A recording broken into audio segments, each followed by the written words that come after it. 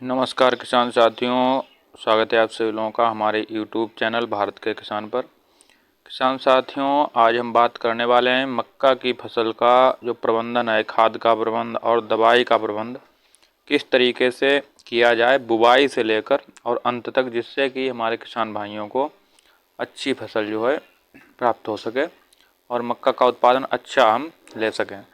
किसान साथियों, सबसे पहले बात आती है बुवाई की। तो बुवाई के समय हमारे किसान साथियों को ध्यान देने वाली बात यह है कि जब मक्का की बुवाई करें तो बीज जो है सही पड़ना चाहिए। जो जिस मशीन से बुवाई करवा रहे हैं वो मशीन अच्छी होनी चाहिए। एक दो जगह उसने मक्का बोई हो और निकल आई हो तो एक बार चेक कर लें, नहीं तो हाथ से आप लगवा सकते हैं। अपनी मक्का जो हाथ से गुली जाती है वो उस तरह से लगवा सकते हैं, हाथ वाली मशीन से लगवा सकते हैं। बीज उचित मात्रा में, जो पौधों की संख्या है वो पर्याप्त होनी चाहिए आपके खेत में। साथ में आपको रिजेंट का उपयोग जरूर करना है। अपनी मक्का को बुवाई से पहले खेत में रिजेंट 50 किलो DAP, इतना आपको, और हो सके तो 25 किलो पोटास जो आता है MOP, वो आपको डाल देना है, जिससे आपकी फसल को ताकत अच्छी मिलती रहे। और रिजेंट का काम होता है कि वो जड़ से जो है सुंडी लगती है उसको नहीं लगने देती है नीचे से, और आपका पौधा सूखता नहीं है। उसके बाद आपको पलेवा करके बुवाई करनी है। 20 से 25 दिनों के बाद आपको मक्का में पहला पानी देना है। उससे पहले अगर आपको दिखाई देती है सुंडी लगती है 15 से 20 दिनों में, या 15 से 20 दिनों में नहीं भी लगती है, तो आपको इमेमामेक्टिन 5% बेंजोइट जो आता है 100 ग्राम आपको लेनी है। 1 एकड़ खेत के लिए पर्याप्त होती है। लगभग 150 लीटर पानी में आपको घोलकर उसका स्प्रे 15 दिन के बाद फसल पर अपनी कर देना है। उसके बाद 25 से 30 दिनों की जब आपकी मक्का की फसल हो जाए, उसमें आपको एक पानी जो है देना है, पहला पानी देने से पहले आपको उसमें एक बोरी यूरिया नाइट्रोजन 50 kg, और उसके साथ में आपको ह्यूमिक 1 किलो लेना है, और उसके साथ में आपको 3 किलो सल्फर लेना है। इन सभी चीज़ों को मिक्स करके आपको अपनी मक्का की फसल में डाल देना है। उसके बाद आपको पानी दे देना है। फिर 15 से 20 दिनों के बाद आपको यूरिया लेना है लगभग 30 kg। उसके साथ में आपको DAP लेना है 15 kg DAP प्रति एकड़ के हिसाब से।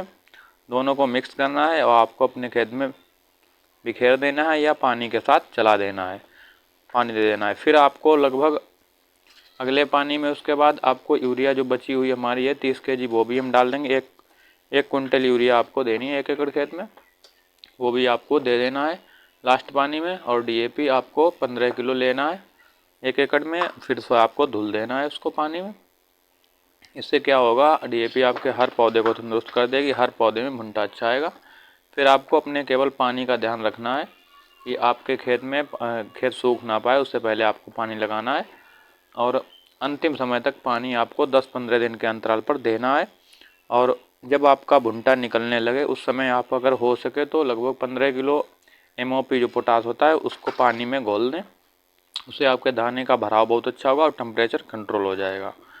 और आप इसके बाद बात करते हैं